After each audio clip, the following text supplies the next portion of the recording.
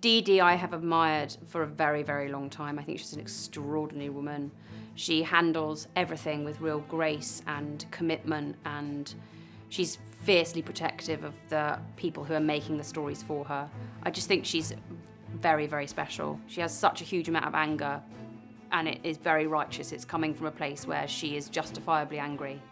But also that her anger is a protection against something else, which is accepting what has happened to herself, her family, her child, and the women in general, and the position they've been put in, and therefore that would bring sadness. So I think she uses her anger as a way of defending herself. She cannot sit in dealing with what's happened, which is the journey of her character, because she does express those emotions, and she does, in her own way, come to terms with, you know, in a very small way, what's happened, which is a very big thing. Scarface Janice is very traditional, very much stays with the status quo, doesn't want to rock the boat.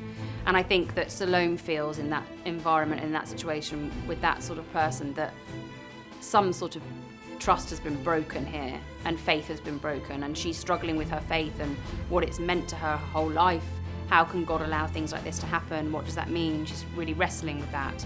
And some women's acceptance of what has occurred, I think she finds very difficult to deal with, and I think Scarface Jan accepts her place in that community, and that's something that a lot of the other women really struggle with at that period in time. I think this movie was very sensitively cast. There were no massive egos in that room. Everybody was there because they wanted to make the film, they wanted to work with Sarah, they wanted to tell the story. We all fed off each other and learnt so much from each other, and respected and gave each other space to do what we needed to do. Every day I was like blown away by what I was seeing. I couldn't believe it. So many days I thought I was coming in and doing a scene and I knew exactly what was going to happen, and I would be howling at the end of it, crying. I've never had that experience with anything I've done, ever. And it was tough. Like, it was there were some really tough, long, hard, brutal, technically difficult days, but we just got through it together. And I don't think I'll ever have an experience like it again.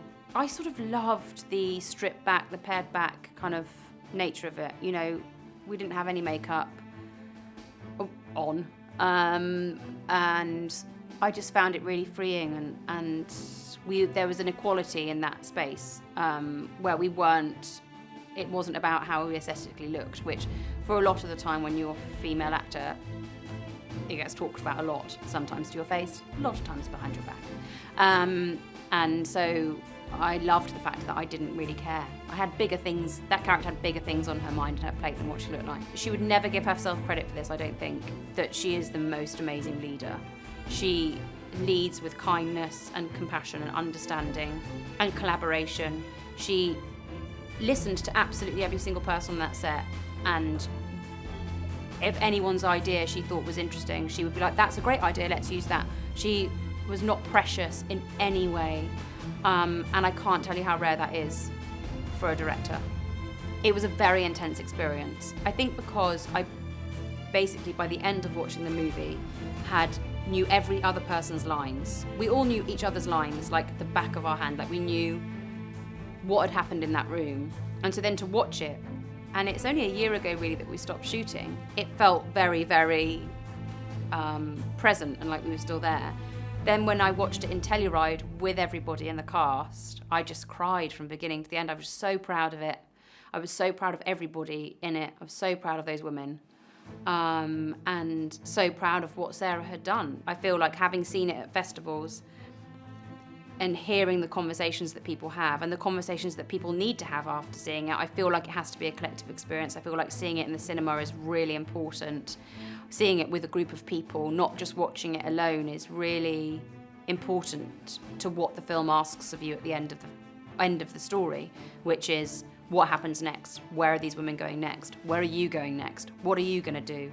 And I haven't seen anything or been in anything like that where I felt that question asked of an audience. And I think that it's really exciting that there's a fable that's told, and at the end of it, it's up to you what you kind of make of it, I think. And Sarah does that so deftly that she just doesn't she allows the audience to draw their own conclusion. What this film, I think, is so extraordinary about saying is that it's okay to have a difference of opinion. It's okay to not be on the same side as someone. You can still hear what someone is saying, understand who they are and where they're coming from, and not need to make it about you.